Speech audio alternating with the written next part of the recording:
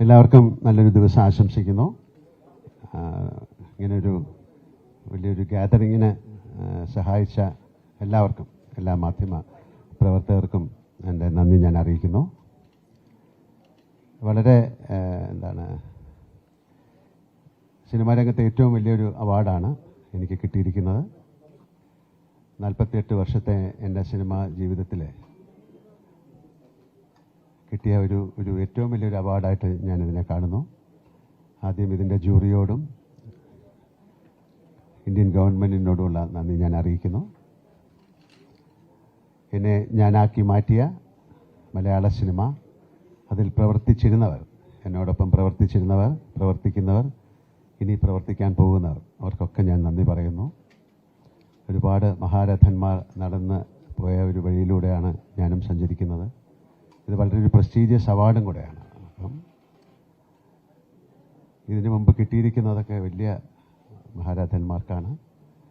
അതിൻ്റെ ഒരു ഭാഗമാകാൻ കഴിഞ്ഞതിനുള്ള നന്ദി ആദ്യമായിട്ട് ഞാൻ എൻ്റെ ഈശ്വരനോടും എൻ്റെ കുടുംബത്തോടും എൻ്റെ പ്രേക്ഷകരോടും എന്നെ ഇഷ്ടപ്പെടുന്ന എല്ലാ ആൾക്കാരോടും ഞാൻ ഷെയർ ചെയ്യുന്നു. മലയാള സിനിമ, എൻ്റെ ഈ അവാർഡ് ഞാൻ മലയാള സിനിമയ്ക്ക് ഡെഡിക്കേറ്റ് ചെയ്യാണ്. അതിൻ്റെ ലെഗസി, അതിൻ്റെ ആർട്ടിസ്റ്ററി, അതിൻ്റെ അൺവേവറിങ് സ്പിരിറ്റ്. അത് മാത്രമല്ല, എന്നോടൊപ്പം 48 വർഷമായിട്ട് എന്നോടൊപ്പം സഹകരിച്ച പലരും ഇന്നില്ല. അവരെ ഞാൻ ഈ നിമിഷം ഓർക്കുന്നു. കാര്യം എല്ലാവരും കൂടെ ചേർന്നതാണ് സിനിമ. എൻ്റെ ഡയറക്ടേഴ്സ്, സ്ക്രിപ്റ്റ് റൈറ്റേഴ്സ്, ആർട്ടിസ്റ്റുകൾ, എൻ്റെ യൂണിറ്റ് ബോയ്സ്, എൻ്റെ മേക്കപ്പ്, കോസ്റ്റ്യൂമർ, അങ്ങനെയുള്ള എല്ലാ ഡിപ്പാർട്ട്മെൻറ്റിലുള്ള ആൾക്കാർ എല്ലാവരും കൂടെ ചേർന്നാണ് മോഹൻലാൽ എന്നൊരു നടനുണ്ടായത്. പ്രേക്ഷകർ, അവരെല്ലാം ഞാൻ ഓർക്കുന്നു. അവർക്കെല്ലാം ഈ അവസരത്തിൽ നന്ദി പറയുന്നു. ഇതിൽ കൂടുതൽ ഞാൻ എന്താണ് പറയേണ്ടത്?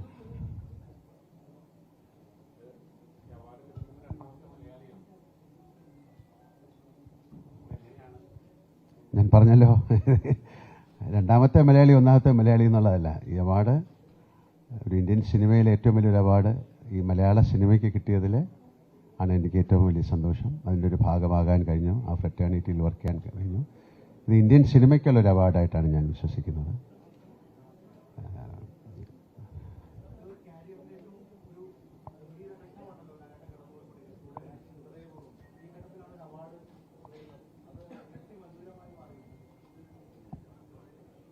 അങ്ങനെ ചോദിച്ചാൽ എന്താ പറയുക, ഒരുപാട് അവാർഡുകൾ എനിക്ക് കിട്ടിയിട്ടുണ്ട്, നാഷണൽ അവാർഡ്സ് കിട്ടിയിട്ടുണ്ട്. പക്ഷേ ഇതിന് വളരെ പ്രത്യേകത എന്ന് പറയുന്നത്, ഇത് ഒരു ചലച്ചിത്ര രംഗത്തെ ഏറ്റവും വലിയ മികച്ച അവാർഡായിട്ടാണ് കണക്കാക്കുന്നത്.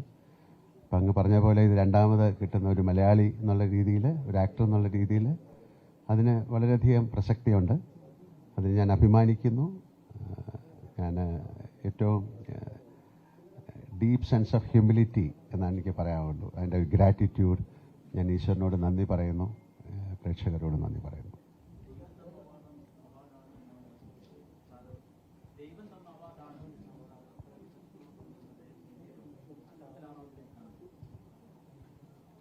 ഈശ്വരൻ, ദൈവം എന്ന് പറഞ്ഞാൽ ഒരു കോൺസെപ്റ്റിലാണ് ഞാൻ പറഞ്ഞത് അല്ലേ. നമ്മൾ ചെയ്യുന്ന ഒരു പ്രവൃത്തി, 48 വർഷമായിട്ട് ഞാൻ പ്രവർത്തിക്കുന്ന മേഖല എനിക്ക് ഈശ്വരൻ തന്നെയാണ്. അപ്പോൾ അതിൽ നമ്മൾ എങ്ങനെയാണ് ഈശ്വരനെ കാണുന്ന ഒരു പ്രാർത്ഥന പോലെയാണ്. അപ്പോൾ അതിൻ്റെ ഒരു ഫലമായിട്ട് ഞാൻ അതിനെ കാണുന്നു. അപ്പോൾ അതുകൊണ്ടാണ് ഒരു ഈശ്വരൻ തന്ന അവാർഡെന്ന് പറഞ്ഞത്.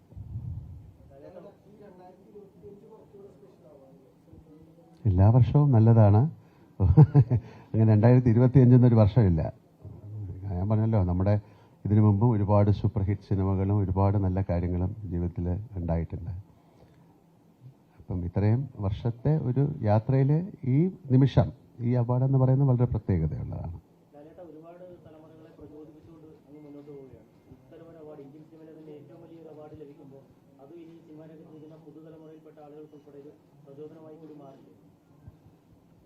അത് തീർച്ചയായിട്ടും അങ്ങനെ കണക്കാക്കാം. എനിക്കാണത് കൂടുതൽ. പുതിയ തലമുറ, പഴയ തലമുറ എന്നുള്ളതല്ല. നമ്മൾ ചെയ്യുന്ന ആ മണ്ഡലത്തിൽ, പ്രവൃത്തി മണ്ഡലത്തിൽ നമ്മൾ കാണിക്കുന്ന ഒരു സത്യസന്ധത എന്ന് പറയുന്നതും കൂടെ ഇതിൻ്റെ പുറകിലുണ്ട്. തീർച്ചയായിട്ടും ഏത് പ്രൊഫഷനായാലും അതിൽ കാണിക്കുന്ന ഒരു സത്യസന്ധത, അതാണ് ഞാൻ ഈശ്വരൻ എന്ന് പറയുന്നത്. നമ്മൾ ചെയ്യുന്ന ജോലി ഏറ്റവും കൃത്യവും ഭംഗിയായിട്ട് ചെയ്യാൻ ശ്രമിക്കുക എന്നുള്ളതാണ്. അപ്പോൾ അതിൽ എന്നെ സഹായിച്ച ഒരുപാട് വ്യക്തികളുണ്ട്, ഞാൻ മാത്രമല്ല. ഒരു പ്രൈഡ് മൊമെൻറ്റ് ഞാൻ തനിച്ച് ഞാനത് എടുക്കുകയല്ല, അതെല്ലാവരുമായിട്ട് ഞാൻ ഷെയർ ചെയ്യാണ്. ഈവൻ മാധ്യമപ്രവർത്തകർ നിങ്ങളൊക്കെ അതിൻ്റെ ഭാഗമാണ്. എൻ്റെ 48 വർഷത്തെ വളർച്ചയിൽ നിങ്ങളൊക്കെ സഹകരിച്ചിട്ടുണ്ട്. ഒരുപാട് സൗഹൃദമുള്ള ആൾക്കാരുണ്ട് ഇവിടെ, പലരുമുണ്ട്. പലരും മറഞ്ഞുപോയി, അവരൊക്കെ ഈ സമയത്ത് ഞാൻ ഓർക്കുന്നു.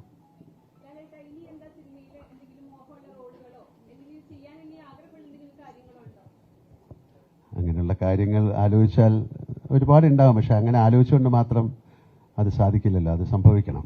അപ്പോൾ അങ്ങനത്തെ റോളുകൾക്ക് വേണ്ടിയിട്ടുള്ള ആഗ്രഹങ്ങളില്ല. നല്ല സിനിമ ചെയ്യണം, നല്ല ആൾക്കാരുമായിട്ട് സഹകരിക്കണം എന്നുള്ള ആഗ്രഹമുണ്ട്. അപ്പോൾ അത് സംഭവിക്കട്ടെ. അതിന് വേണ്ടിയിട്ട് ഇപ്പോൾ ഞങ്ങൾക്ക് പ്രൊഡക്ഷനുണ്ട്, അതുകൊണ്ട് ഞങ്ങൾക്കൊരു വലിയ സിനിമ, ഇഷ്ടമുള്ള സിനിമ എടുക്കാൻ പറ്റില്ല. അതൊരു കൂട്ടായ്മയാണ്, ഒരാളുടെ ഒരു ബുദ്ധിയിൽ നിന്നുണ്ടായി, അതൊരു പേനാത്തുമ്പിലൂടെ പേപ്പറിലായി ഒരുപാട് പ്രോസസ്സാണ്.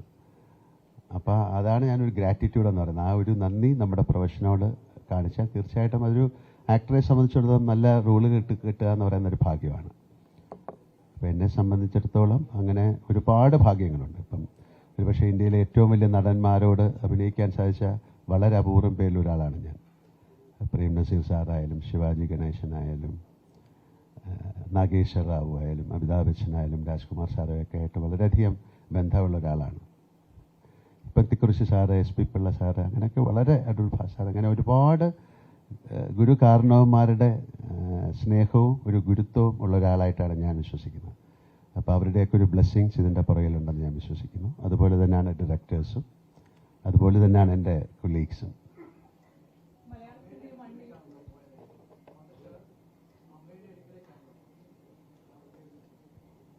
അങ്ങനെയല്ലേ ചെയ്യേണ്ടത്? അമ്മയുടെ അടുത്ത് പോയി കാര്യം അത് കാണാൻ അമ്മയ്ക്ക് ഭാഗ്യമുണ്ടായി, അത് അമ്മയെ കാണാൻ എനിക്കും ഭാഗ്യമുണ്ടായി. എൻ്റെ അമ്മ സുഖമില്ലാതിരിക്കുന്ന അമ്മയാണ്, പക്ഷെ അമ്മ അത് മനസ്സിലാക്കി അമ്മ എന്നെ അനുഗ്രഹിച്ചു. ഞാൻ പറഞ്ഞു അമ്മയ്ക്ക് എല്ലാം മനസ്സിലാകും, സംസാരിക്കാൻ കുറച്ചൊരു സ്ലറുണ്ട്, പക്ഷെ എനിക്ക് മനസ്സിലാകും. അപ്പോൾ എന്തായാലും അമ്മയുടെ ഒരു അനുഗ്രഹം എൻ്റെ പുറകെ ഞാൻ എൻ്റെ മാതാപിതാക്കളെ അതാണ് ഞാൻ പറഞ്ഞത്, അവരെ തീർച്ചയായിട്ടും ഓർക്കുന്നു. എൻ്റെ കുടുംബം എന്ന് പറഞ്ഞാൽ അതുകൊണ്ടാണ്. അമ്മയുടെ അനുഗ്രഹം എനിക്ക് മാത്രമല്ല നിങ്ങൾ എല്ലാവർക്കും ഉള്ള കാര്യം തന്നെയാണ്. അപ്പം അമ്മയുടെ അനുഗ്രഹം വാങ്ങിച്ചിട്ടാണ് ഇങ്ങോട്ട് വന്നത്.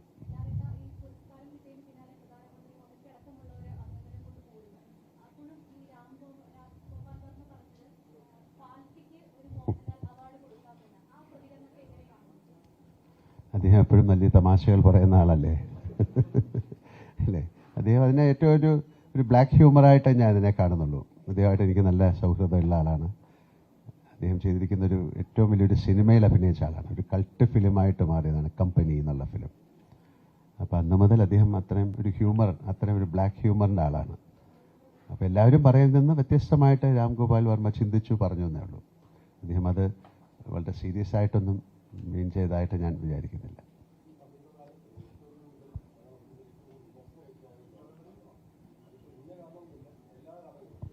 നിങ്ങളും ഉണ്ടല്ലോ.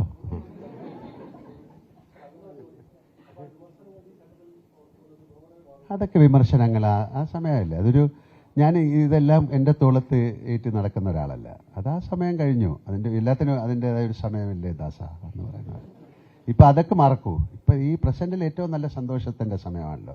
അപ്പോൾ ആ പുറകിലേക്ക് എന്തിനാ ചിന്തിക്കുന്നത്? നമുക്ക് മുന്നോട്ട് ചിന്തിക്കാം. മുന്നോട്ടും ചിന്തിക്കേണ്ട, ഈ പ്രസൻറ്റിൽ ചിന്തിക്കാം.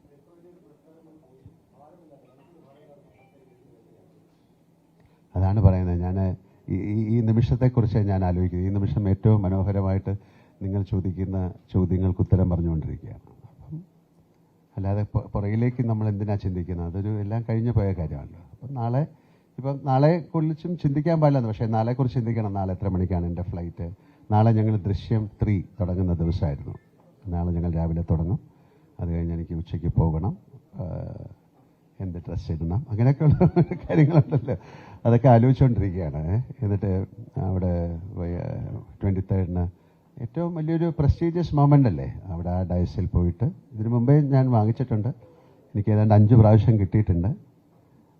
ഏതാണ്ട് 5 പ്രാവശ്യത്തോളം, 5-ൽ കൂടുതൽ, 7-8 പ്രാവശ്യം ടൈ വന്ന് പോയിട്ടുണ്ട്. അപ്പോൾ ആ സ്ഥലവും പരിസരമൊക്കെ എനിക്കറിയാം. എന്നാലും അവിടെ പോയി അത് വാങ്ങിക്കും. എൻ്റെ കുടുംബമൊക്കെ ആയിട്ട് പോയി വാങ്ങിക്കുകയും എൻ്റെ സുഹൃത്തുക്കളുമായിട്ടൊക്കെ പോയി വാങ്ങിക്കുകയും അത് എത്രയോ ആൾക്കാർ കാണുകയും അതൊക്കെ ചെയ്യുന്നൊരു മൊമെൻ്റ് എന്ന് പറയുന്നത് വളരെ എന്നെ സംബന്ധിച്ചിടത്തോളം വലിയൊരു എന്താ പറയുന്നത് ഒരു സന്തോഷത്തിൻ്റെ സമയമാണ്. എന്താ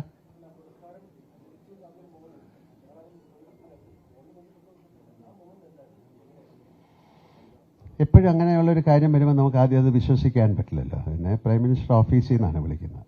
ഞാൻ ഒരു ഷൂട്ടിൻ്റെ അകത്തായിരുന്നു. അപ്പോൾ അവർക്കിത് പറഞ്ഞ് ഓക്കെ ആണോ എന്ന് ചോദിക്കണം അല്ലേ. നമുക്കത് ആ കൺസെൻറ്റ് കിട്ടിയാലേ അവർക്ക് അനൗൺസ് ചെയ്യാൻ പറ്റുള്ളൂ. അപ്പോൾ അത് ആദ്യം നമുക്കത് നമ്മൾ സ്വപ്നത്തിൽ പോലും ചിന്തിക്കാത്തൊരു കാര്യമാണല്ലോ അല്ലേ. ഒരു വൈൽഡ് ഡ്രീമിൽ പോലും അല്ലേ, ഒരു ഇൻസെയിൻ ഡ്രീം, നമ്മൾ കാണുന്ന ഒരു സ്വപ്നത്തിൽ പോലും ഇല്ലാത്തൊരു കാര്യം സംഭവിക്കുമ്പോഴുണ്ടാകുന്നൊരു എന്താ അവർ പറയുന്നത്, അതിനൊരു ആ ഒരു മൊമെൻ്റ് എന്ന് പറയുന്നത് അങ്ങനെ നമുക്ക് നിർവചിക്കാൻ പറ്റില്ല. എന്നാലും ഒരു സത്യമാണോ അല്ലയോ എന്ന് നമ്മൾ ചിന്തിച്ചു പോകുന്നൊരു മൊമെൻ്റാണ്. അപ്പോൾ ഒരു പ്രാവശ്യം കൂടെ ചോദിക്കും എന്താണ് ഒന്നുകൂടെ പറയുമെന്ന് കാര്യം ഒന്നുകൂടെ കൺഫേം ചെയ്യാൻ. അപ്പോൾ എനിക്ക് ആദ്യത്തെ ഒരു നാഷണൽ അവാർഡ് കിട്ടിയപ്പോൾ എന്നെ വിളിച്ചു പറഞ്ഞപ്പോൾ ഞാൻ ഒന്നുകൂടെ പറയാൻ പറഞ്ഞു. കാര്യം അത് സത്യമാണോ എന്ന്. കാര്യം ഇതൊരു വളരെ പരമോന്നത ബഹുമതി എന്നൊക്കെ വേണമെങ്കിൽ പല പത്രക്കാർ എഴുതിയതിൽ നിന്നാണ് ഞാൻ പറയുന്ന ആ വാക്ക്. അങ്ങനെ വലിയൊരു ബഹുമതിയായിട്ട് ഞാൻ കാണുന്നില്ല. ഇതെല്ലാവർക്കും ഷെയർ ചെയ്യാൻ ഞാൻ ആഗ്രഹിക്കുന്ന ഒരു ബഹുമതിയാണ്. ഒരു മലയാള സിനിമയ്ക്കുള്ളൊരു ബഹുമതിയാണ്. മലയാളത്തെ സ്നേഹിക്കുന്ന മലയാളി പ്രേക്ഷകരെ അല്ലെങ്കിൽ മലയാള സിനിമയ്ക്കൊക്കെ ഉള്ളൊരു ബഹുമതിയായിട്ടാണ് ഞാൻ കാണുന്നത്. ആരും എന്താ ചോദിച്ചു?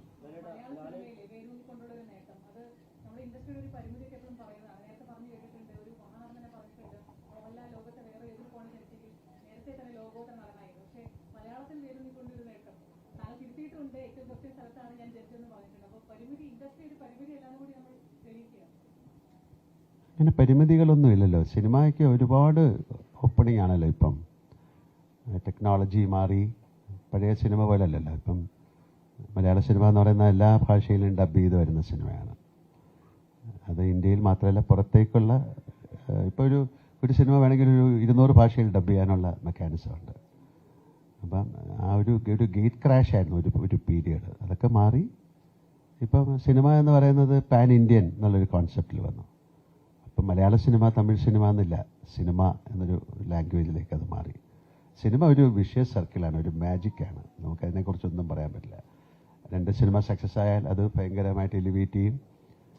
ഒരു സിനിമ മോശമായാൽ അത് വീണ്ടും താഴേക്ക് വരും. അതൊരു പ്രത്യേക ഒരു സൈക്കിളാണ്.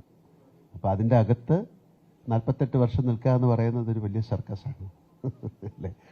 അതൊരു സർക്കസ് പോലെയാണ്. നമ്മൾ ട്രിപ്പീസ് അല്ലേ, അത് വളരെ വിദഗ്ധമായിട്ട് നമ്മളെ താങ്ങി നിർത്താൻ ഒരുപാട് പേര് ഉണ്ട്, നമ്മുടെ കൂടെ സഞ്ചരിക്കുന്ന ഒരുപാട് പേരുണ്ട്. അതുകൊണ്ടാണ് നല്ല സിനിമകൾ ഉണ്ടാകണം എന്ന് പറയുന്ന ഒരു ആർട്ടിസ്റ്റിന്. അപ്പോൾ അങ്ങനെ തുടരും.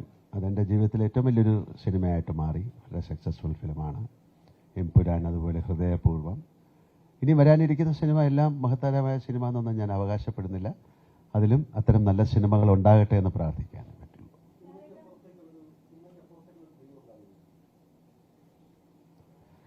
അങ്ങനെ ഇപ്പം ചോദിച്ചു കഴിഞ്ഞാൽ പെട്ടെന്ന് പറയാൻ പറ്റില്ല. ഞാനങ്ങനെ വളരെയധികം ഡ്രീം ചെയ്യുന്ന ഒരാളല്ല. കാര്യം അത് അങ്ങനെ ചെയ്തിട്ട് അത് കിട്ടിയില്ലെങ്കിൽ ഭയങ്കരമായിട്ട് സങ്കടപ്പെടും. പലർക്കും അങ്ങനെയാണല്ലോ. നമ്മൾ ഭയങ്കരമായിട്ട് ഡ്രീം ചെയ്യും, എന്നിട്ട് അതൊരു സക്സസ്ഫുള്ളായി മാറിയില്ലെങ്കിൽ ഭയങ്കരമായ സങ്കടം ഉണ്ടാകും. ഞാൻ വളരെ കുറച്ച് ഡ്രീം ചെയ്യുന്ന ആളാണ്. നമുക്ക് കിട്ടുന്ന എന്താണ് നിങ്ങളുടെ ഒരു സോഷ്യൽ കമ്മിറ്റ്മെൻ്റ് എന്ന് പറഞ്ഞാൽ എന്നോട് ചോദിച്ചാൽ എനിക്ക് കിട്ടുന്ന ജോലി അത് ക്യാരക്ടർ ഏറ്റവും നന്നായി ചെയ്യാൻ ശ്രമിക്കും. നന്നായി ചെയ്യുമെന്ന് ഞാൻ പറയില്ല, കാര്യം ശ്രമിക്കും. ആ ശ്രമം സക്സസ്ഫുള്ളായാൽ നിങ്ങൾ അക്സെപ്റ്റ് ചെയ്യും. അപ്പോൾ അതിന് നമ്മുടെ കൂടെ ഒരുപാട് പേര് സഹായിക്കാനുണ്ടാകണം. തനിച്ചൊരു സിനിമ ചെയ്യാൻ പറ്റില്ല. അപ്പോൾ അത്തരം നല്ല സിനിമകൾ ഉണ്ടാകാനായിട്ട് പ്രാർത്ഥിക്കും. നല്ല സിനിമകൾ ഉണ്ടാകട്ടെ. എനിക്ക് മാത്രമല്ല, നല്ല സിനിമകൾ ഉണ്ടാകണം. മലയാള സിനിമയോ അല്ലെങ്കിൽ സിനിമ ഇൻഡസ്ട്രിയുടെ ചക്രം മുന്നോട്ട് തിരിയണമെങ്കിൽ നല്ല നല്ല സിനിമകൾ ഉണ്ടാകണം. നല്ല നല്ല എഴുത്തുകാരുണ്ടാവണം, സംവിധായകരുണ്ടാകണം.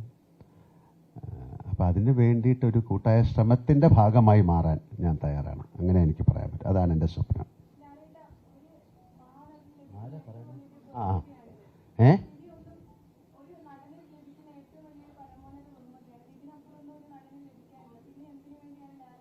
അങ്ങനെയാണോ? അങ്ങനെ അപ്പം ഞാൻ പിന്നെ എന്താ ചെയ്യേണ്ടത്? എനിക്കിത് ഈ ജോലിയല്ലാതെ വേറൊന്നും അറിയില്ല. അങ്ങനെ പരമോന്നത ബഹുമതി അങ്ങനെ ഒരു നടന് ലഭിക്കാവുന്ന ഏറ്റവും വലുതെന്നൊന്നുമില്ല. ഏറ്റവും ഏറ്റവും വലിയ കാര്യം അംഗീകാരം തന്നെയാണല്ലേ. ഇപ്പോൾ ഒരാൾ ഇപ്പോൾ മോഹൻലാൽ എന്ന് പറയുന്ന നടനെ നാളെ മുതൽ നിങ്ങൾ ഇഷ്ടമല്ലെന്ന് പറഞ്ഞാൽ ഒരു ബഹുമതിയില്ല, അത് പോയി.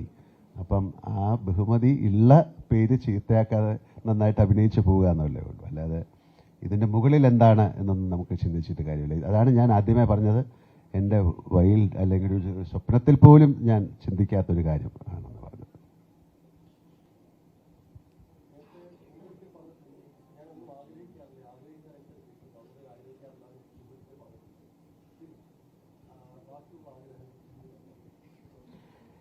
മുമ്പൊരിക്കൽ പറഞ്ഞ കാര്യം ഇപ്പം എന്നോട് ചോദിച്ചാൽ ഞാൻ വേറെ തരത്തിൽ പറയും. അന്ന് മുമ്പൊരിക്കലല്ലേ?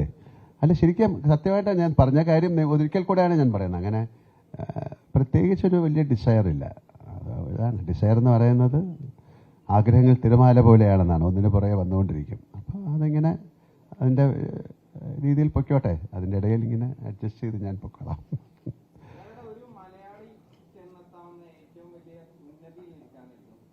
ഇങ്ങനെ മലയാളി എന്നില്ലല്ലോ സിനിമയിൽ. അതാണ് സിനിമ എന്നുള്ള ഒരു, ഞാൻ പറഞ്ഞ ഒറ്റ ലാംഗ്വേജേ ഉള്ളൂ. ഞാനിവിടെ അതിൻ്റെ ഭാഗമായെന്നേ ഉള്ളൂ. അതിൻ്റെ ഏറ്റവും ഹയസ്റ്റ് അങ്ങനെയല്ല, ഒരു പിനാക്കിൾ എന്ന് പറയുന്നത് ഇല്ലല്ലോ. ജനിത്ത് എന്നൊക്കെ ഒരു വാക്കാണ്. ഏറ്റവും ഹയസ്റ്റിൽ പോയി കഴിഞ്ഞാൽ പിന്നെ എന്ത് ചെയ്യുക, ഞാൻ അവിടെ താഴോട്ട് ചാടാം, അങ്ങനെ പറയാൻ പറ്റുള്ളൂ. അല്ലാതെ അതിൻ്റെ ഏറ്റവും വലിയ ഉന്നതി എന്നൊന്നും ഞാൻ ഇതിനെ കാണുന്നില്ല. അതാണ് ഞാൻ പറയുന്നത്.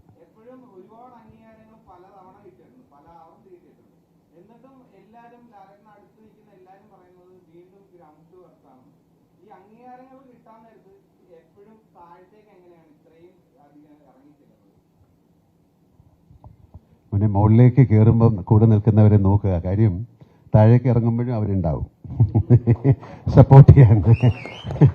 അല്ലെങ്കിൽ മുകളിൽ ഇവരെ നോക്കാതെ പോയി കഴിഞ്ഞാൽ താഴേക്ക് വരുമ്പോൾ ആരും നിങ്ങളെ നോക്കില്ല. അത്രയേ ഉള്ളൂ. അപ്പോൾ വളരെ സന്തോഷം, ഒരുപാട് സന്തോഷം. Thank you so much. ഈ നിങ്ങളുടെ വിലയേറിയ സമയത്തിന്, നിങ്ങളുടെ ഈ സ്നേഹത്തിന്, നിങ്ങളുടെ ഈ പ്രാർത്ഥനയ്ക്ക് ഒരുപാട് നന്ദി. Thank you.